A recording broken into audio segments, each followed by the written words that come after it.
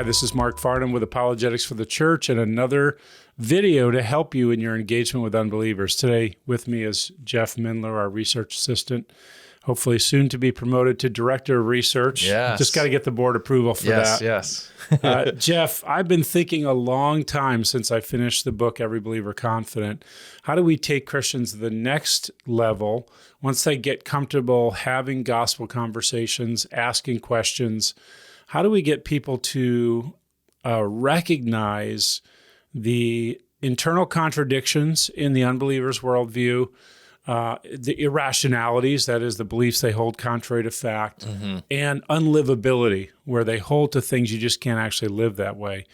And if you've read Every Believer Confident or have watched the videos and you've tried engaging unbelievers with the gospel, at some point, you need to be able to recognize, as you're asking the unbeliever what they believe, asking about their worldview and how they answer the worldview questions, to recognize contradictions. And I realized a couple years ago, when you practice apologetics enough, you start to do that. But it's also learning to read and go deeper in understanding how contradictions work. Because if you can recognize a contradiction in someone's thinking and point it out, it can devastate that belief. It can be a defeater for that belief, so that unbeliever gives up that belief or has to admit that they're holding something contradictory. Right. What are some of the contradictions you've encountered as you've talked to people where their own worldview contradicts within itself? Yeah, I mean, the first one that comes to my mind is anyone that claims to be a materialist, that all that exists is matter in motion, and yet would hold to something like the laws of logic, which are not material, right?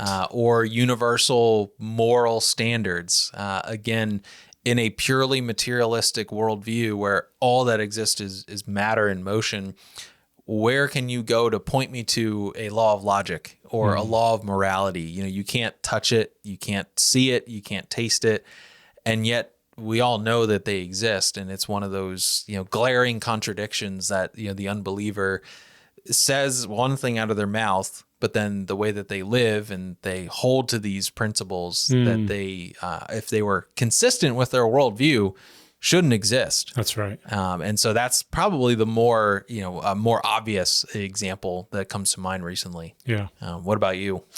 I've started working on our next book. I think it's tentatively entitled Every Believer Equipped, and it is going to be, the first part of the book is going to be 10 to 12 common contradictions in people's thinking that, as you're, again, asking what they believe and they start to tell you, if you can recognize, wait a second, that contradicts what you said earlier, you can actually challenge them on that. And so the first one I'm working on, actually, let me give you the list of them here.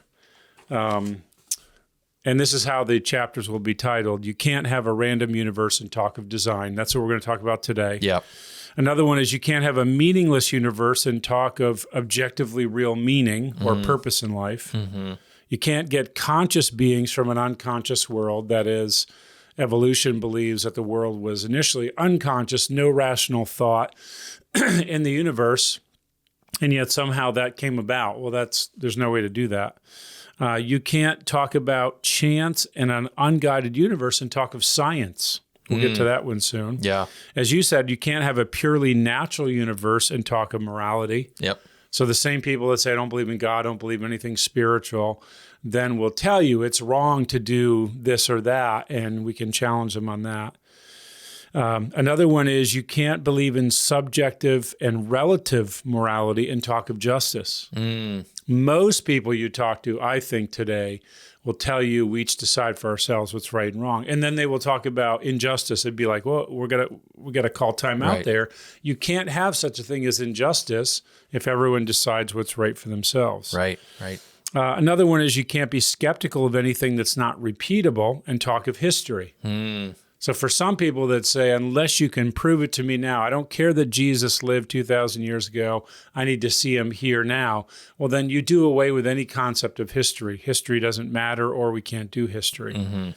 Another one is you can't advocate absolute sexual freedom, which most people do, and condemn pedophilia. right? Many people want to draw an arbitrary line at sexual activity with children, with minors. Meanwhile, they have no foundation for objecting to it. Right. When it comes to Eastern religion, you can't call everything divine and still believe in evil. So Eastern religion said we're all part of the divine. Every one of us, we're all gods. Well, in that sense, then I can't oppose what someone does if they do an act of evil because they're divine. So who am I to tell them they can't do that? Right, right. And then the obvious one, you can't deny absolute truth without also affirming absolute truth. Yeah. So today, let's talk about you can't have a random universe, which is what evolution teaches, and talk of design.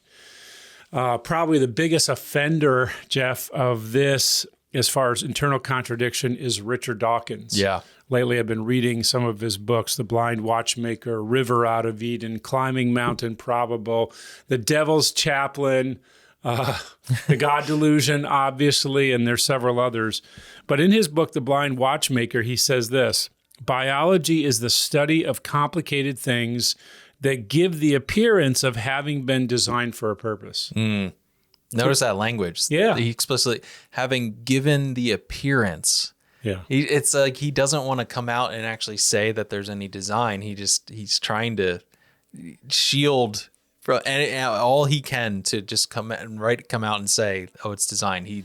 That language there of it's only given the appearance of it. Right. Think of anything else in our world. I come across let's say I go to a car show and there's a Ferrari, which has always been my dream car. I don't think I could actually fit in one. But for me to come along and say, this looks like it's been designed, but, I have no real reason to believe that it is, you would think there was something wrong with me. Yeah. Ironically, and the name of the designer is literally on the car. That's right. Which is just the height. That would be the height of irony. And there is a parallel there of absolutely God's stamp being all over creation, all the while denying it. It's the same of someone coming in to a Ferrari dealer and being like, well, I don't think Enzo Ferrari was actually a real person. That's right. His name's literally on the building. I don't believe he built this car or designed it. It has no purpose. Yeah. His name's on the car and on the building. Yeah, that's good. So Dawkins acknowledges that the complexity of the universe appears to be designed, but he tells us essentially we must resist our initial sense that there's intentionality in nature and stick with our philosophical, or I would say religious prior commitment that there is not. And quite frankly, reading Dawkins is both enjoyable and frustrating. Enjoyable because he's a great science writer. Right. His description of the echolocation in bats, or the marveling at the complexity of mechanisms in nature, like he really writes beautifully. Mm-hmm. But then he always ends basically with a yawn, like these are amazing, but they all came about by accident. So the real question is there any reason to wonder at them? Mm-hmm. And probably one of his later books, or most recent books, not his most recent, but one of the most recent books is The Greatest Show on Earth, where he talks again about the complexity of nature, the appearance of design. And the idea there is if nature is not designed, I would argue there is no need to wonder at it. Right? Yeah. When my grandkids come to our house, when they're very little, they love to take the box of building blocks that we have, about 100 building blocks, little box, and they love to dump them over. And sometimes they'll play with them. Sometimes they'll just walk away. I don't know what it is. They like to dump it over. But when they dump that box of blocks over, we don't say, what a beautiful creation you've made. Right. Right? Because we know it was by accident. There is no order to it. However, if they are playing with blocks and I leave the room, come back later, and if there's even 5 or 6 blocks arranged in a certain way, I know that rudimentary block tower was designed. Yeah. Right? That no matter how many times you dump out those blocks, if there's symmetry and order and a design to it, the appearance of it, then that testifies that there was a designer and an intent behind it. Yeah. And yet Dawkins basically looks at the vast complexity of the universe and says, well, It's all by accident. And notice what he says there too, of when people look at these things and they see the as he says, the apparent appearance of design, he says we have to resist that basic sense yes. to say, oh, that's design. So it's almost, there's a basic, like you said, there's that basic instinct of when you see those blocks arranged in a certain manner, you almost just know, oh, yeah, this was design. And Dawkins is basically saying, hey, you have to resist that urge to look around and see that kind of, and you just go, wow, like and he kind of admits there, the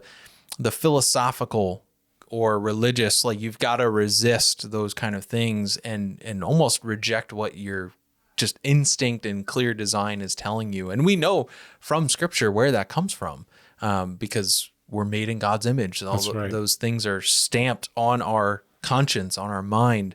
And you can just see he is doing everything he can to kind of get out from underneath what the scriptures are clearly testifying to. That's right. Romans 1 says the unbeliever refuses to acknowledge God or give him thanks. That is, what can be known about God is plain to every person because God has shown it to them. For his invisible attributes, namely his divine power and eternal nature, have been clearly perceived ever since the creation of the world in the things that have been made, so they're without an excuse. Yep.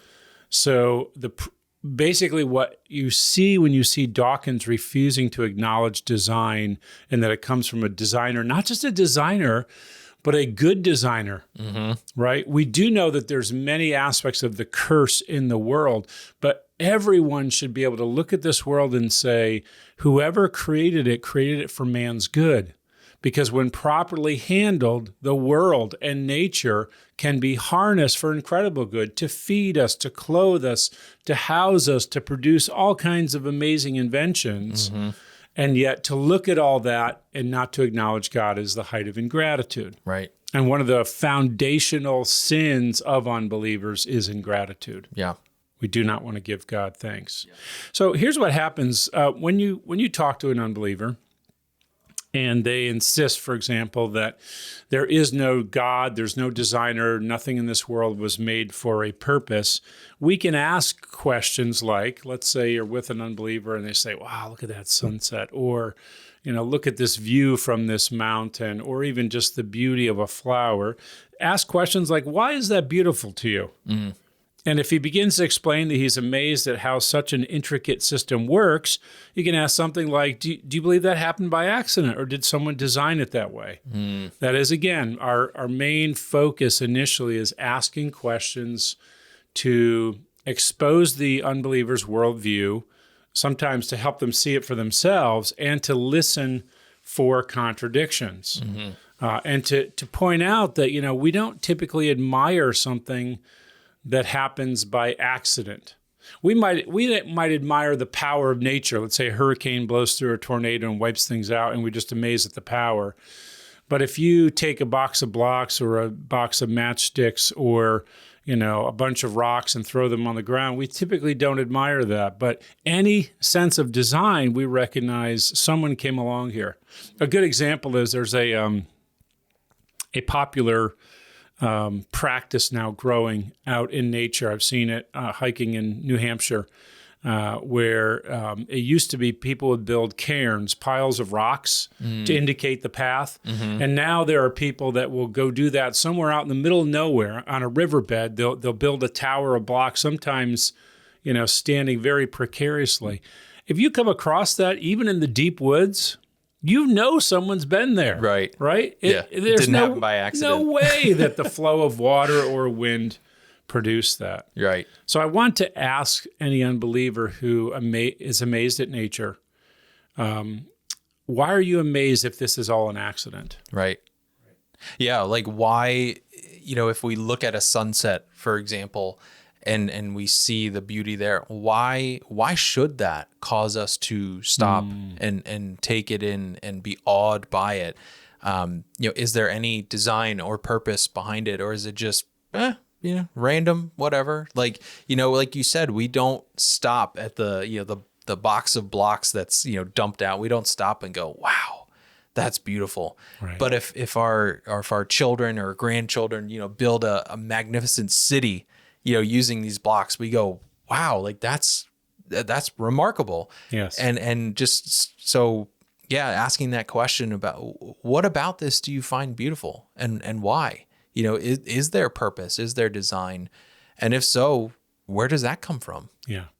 And typically in our experience, when we know that something is designed, whether a beautiful watch, a car, a piece of machinery, even farmland that's laid out in a beautiful way. How many of us have flown over farmland and admired the patterns? Even you think about corn mazes, like all that is intentional. Things that we know are designed tend to produce awe. Things that we know, and here's the problem: the unbeliever assumes that everything in nature is undesigned. But things that we know are undesigned don't evoke wonder in us usually, right? Mm-hmm. If we see a car accident, we don't typically say, "Look at the beauty of this bent metal and broken glass." That's an accident, right? People spill milk on the floor. We don't typically say, look at that incredible pattern, because we know that was by accident. Right. The unbeliever assumes that it is nature, this world is by accident. In the book, The Greatest Show on Earth, Dawkins says this: the universe that we observe has precisely the properties we should expect if there is at bottom no design, no purpose, no evil, no good, nothing but pitiless indifference. Think about that.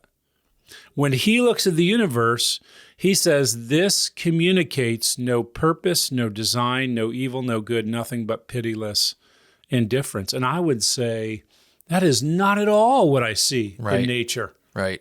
And I hope the audience can see and identify the incredible irony of what Dawkins is doing here, in that he's using words with a purpose to communicate that there is no ultimate ground for purpose. That's right. And so he is literally sawing off the branch that he is sitting on. And it's just one of those, looking for contradictions right there. He is a glaring contradictions that he's using words are designed to communicate purpose. And all the while he's saying, if the universe is designed to not do that. And so you could ask him, okay, well, why would you write something like this? Do you actually believe what you're writing? Because if you believe it, then you're making no purpose or sense at all. Right. And so I hope people can see that too. And the other thing that came to my mind in thinking through particularly a quote like that is, man, what are the implications for a worldview like this? And how might those trickle into our view of people? That's right. Our view of just other things. If we say there is no design, there's no purpose, there's no meaning, there's just blind, pitiless indifference, what implications might that have for people who start to believe this about themselves? And I would take them right to the writings of Friedrich Nietzsche, who said, let's embrace that this is the way the world is, and therefore my treatment of other people is pitiless indifference. I don't care about you. Nietzsche was against compassion and pity. He thought that weakened us in the evolutionary process. That's consistent. But you'll meet almost no one who actually believes that or practices that. Right. You'll meet people that will hold to Dawkins' view that there's no design, and then they'll say somehow, but we should treat one another with kindness. And that's where we've got to jump in and say, no, that's a contradiction. Right. If what you're saying is right, there's no design, no purpose in life, no given dignity, then there's no compelling reason why I should treat others with dignity. I could choose to, but I can't condemn those who choose not to. And in fact, it's probably to my advantage if I don't. Right. And this is where the real apologetic connecting point there is. We are challenging the unbeliever who espouses this to be consistent with their own position and say, well, if you believe that, but you treat others with compassion, how do you account for that in your worldview? Because we as Christians, we can account for why we should treat people with kindness and compassion and mercy and grace because they're made in God's image. Yes. But you as the unbeliever that espouses this position that the universe is not designed and it's a product of random chance, where do you get these concepts of human value, of dignity? You treat people in this manner, but it seems to be inconsistent with what you just said about your worldview. Help explain that to me. That's right. Yeah. Help connect those dots. Ask the questions and invite them to make that connection. And you'll often find people say, I can't make the connection. I don't know why I hold it. I just intuitively feel that we should treat people with dignity. And that just speaks to the Christian worldview. Right. We would say, yes, you think that way because you're made in the image of God. You intuitively know this to be true, and yet you've rejected God from the beginning. So you are borrowing, Cornelius Van Til called this borrowed capital. You're borrowing the Christian ideas you like and discarding the ones you don't like, and therefore you end up with a worldview that is contradictory. Yep, exactly. C.S. Lewis recognized the problem with this, even though he obviously was not responding to Richard Dawkins because he died in 1963. The problem is that nothing, as Lewis would say, nothing in our experience that we know is truly random accomplishes anything, right? Take all the pieces of a 747 and throw them into a big pile and even mix them up for eternity, and they will never produce a functioning 747 because randomness doesn't produce anything. Right. So Lewis argued that the belief that everything can be explained adequately by material forces and nothing more is immensely implausible. This is his quote. In other words, incredibly unbelievable. Quote, because it makes the general course of nature so very unlike those parts of nature we can observe, unquote. So it's like, even when we can observe parts of nature that accomplish something, we can see very clearly this has design and purpose. So the unbeliever presupposes that the universe is random without proving it. And Lewis notices such when he asks this, has it come to that? Does the whole vast structure of modern naturalism depend not on positive evidence, but simply on an a priori, before the argument or before the evidence, metaphysical prejudice? Was it devised not to get in facts, but to keep out God? In other words, Lewis kind of pulls back the curtain on this whole approach and says, you're denying the facts, and you have to deny the facts because you must keep God out of the picture. And that's what's really going on. Yeah, there is a fundamental assumption that they are sneaking into the conversation, what Lewis, the a priori assumption there, and they have to hold to that assumption, and they will interpret all of the data, all of the evidence through that assumption, because they will not and they cannot have God to be in their thoughts. Yeah. And you might be skeptical and say, no, scientists are just searching for the truth. Here's Richard Lewontin from Harvard geneticist. He says, we are willing to accept scientific facts that are against common sense, right? Things that are apparent to us. This is the key to an understanding of the real struggle between science and the supernatural. And then he says this, we take the side of science in spite of the patent absurdity of some of its constructs. So some of the conclusions that we come to in materialistic, naturalistic science are absurd, but we must accept those because we have this prior commitment. In spite of science's failure to fulfill many of its extravagant promises of health and life, in spite of the tolerance of the scientific community for unsubstantiated just so stories. In other words, don't ask, this is what we have agreed on. This is the scientific consensus. But what about this? Don't ask, just believe it. And he tells us why. We have a prior commitment, a commitment to materialism. That is the idea that the only things that exist are the physical world. He goes on and says, it's not that the methods and institutions of science somehow compel us to accept this material explanation.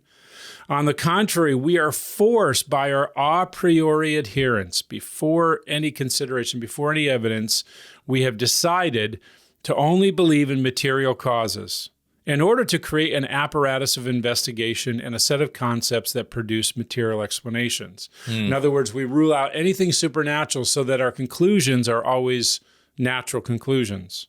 But then he says this, we do this no matter how counterintuitive, no matter how mystifying to the uninitiated. And then he lets the cat out of the bag. Moreover, that materialism is absolute, for we cannot allow a divine foot in the door. So he basically says, in science, if you're going to do science at an accepted institution or organization, you cannot bring the concept of God, design, or anything like that into it. We have this commitment that we will explain everything purely from a materialistic viewpoint, no matter how absurd that becomes. And what's refreshing about that is he's saying the quiet part out loud. He's saying the part that most will just assume, but they don't want to say it. And he's just laying his cards right on the table and saying, nope, this is how it is. This is how we're going to operate. And we will not allow for a divine foothold in the door. And he's just open and honest, like, yep, this is how it is. And so it's refreshing in that regard of somebody who is just owning, yes, this is what we're doing. And so then it becomes, okay, how do we as apologists, how do we as faithful Christians, how can we engage with that kind of person and begin challenging those assumptions and asking those key worldview questions that begin to pick at their worldview and tear down, those underlying assumptions. That's good. But it's helpful that he's this open with, this is my assumption. And it's like, okay, we can work with that. We can go from there and start diving into challenging that worldview. That's right. Right after that quote, he says this: to appeal to an omnipotent deity is to allow that at any moment the regularities of nature may be ruptured, that miracles may happen. Yes, exactly. Right. He sees the implications. Yes. Yeah. So, and it's not that we as Christians expect miraculous things every day, but we believe God can do miraculous things. God has done miraculous things, and the ones that are the most reliable are the ones recorded in Scripture. So I don't know that Richard Lewontin was specifically thinking in any way about the life of Jesus and his resurrection, but he acknowledges if you allow God in this picture, then people could rise from the dead. Yeah. People could be healed. People could be rescued in miraculous ways. And as a scientist, he has ruled that out. Yep. So, Jeff, here are some questions we can ask when someone presents that kind of argument. Here's a question you could ask. If the complexity of nature is undirected, why do you find it beautiful? Isn't it just a random accident? Why consider an accident beautiful? And let them sit with that. Let them try to answer that. Here's another one. Can you think of any man-made accidents that evoke wonder? Like, do you look at Chernobyl in Ukraine, the meltdown of the nuclear power plant in 1986, I think it was? Do you look at that accident and say, what a beautiful, core meltdown? No, we typically find human-induced accidents or things that we know obviously were not planned as not beautiful, not worthy of wonder. And in fact, the opposite, horrifying. Yes, usually horrifying. That's right. Here's another question. Isn't it true that what we assume to be an accident of nature could in fact be designed? Especially considering the incredible complexity of so many systems in nature. And this is where it's helpful as a Christian to learn some of the scientific details about the complexity of the human eye or any number of systems in nature that are incredibly complex and that work in ways that are astounding. Shouldn't we, rather than assuming that they are accidental and have no intention, challenge that and say, if this is so amazing, how could that have come about randomly? Isn't it more likely that it happened by design? And that's a good, to follow up on that, that's a good question to ask of how could this have occurred randomly? Yes. Make them own the burden of proof of, okay, you're saying that this happened randomly, prove it. Back up that claim and force them to come up with reasons as to how that could be. So that's an important follow-up question. That's good. Yeah. Here's another one. In human inventions, don't we always assume if something is complex, then it was designed? Like a rocket, a computer, even a detailed painting. You see, you go to an art museum, you don't say, wow, look at this amazing evolution that came out of the mud. We know that's not how it came about. We know a mind painted these things. Yeah. And here's one more. Isn't the purpose of admiring something complex and beautiful to give praise to its creator? Right? We hear a beautiful piece of music. That's praise to the musician. We see a beautifully designed home, if you like Frank Lloyd Wright homes, or, incredibly designed buildings. That is praise to the mind of the architect who built it. or an athlete or an engineer, any number of things that we do in this world intentionally. And ultimately, we need to realize what's at the heart of the unbeliever's refusal to admit this and to own it is I don't want to acknowledge God. Yeah. I'm increasingly becoming confident that most of the people I meet and get to know who don't believe, their fundamental argument is I don't want to have to give praise and worship and acknowledge as Lord God. I don't like to do that to anybody but myself. And here's the amazing, simple truth about that is that's exactly what Romans 1 says. Mm-hmm. We've known this for 2,000 plus years. That's right. Because Paul wrote about it in Romans 1. It says the exact same thing. That's good. So this is going to be a series of videos. This is the first one on basically the writing of our new book, but we're trying to point out, again, the contradictions. You can't have a random universe and talk of design or even talk of awe and wonder. Mm. They don't go together. If you'd like to hear more of this kind of stuff, on March 7th, 2026, we have a conference coming up, Answering the Big Questions Conference. It's Saturday, March 7th, 9 a.m. to 3:30 in Ephrata, Pennsylvania, which is in Lancaster County. And we'd like to invite you to go to our website, apologeticsforthechurch.org, and there's all kinds of information there. We have an amazing presenter, the scientist Mark Lamontia, former chief scientist at DuPont Chemical, and myself and Jeff will also be speaking at this. And we would like to invite you to come and to be equipped in these areas of science, evolution, AI, the reliability of the Gospels, the problem of evil and suffering, and how can we effectively engage unbelievers with the gospel. So thank you for listening. I hope this has been a help to you.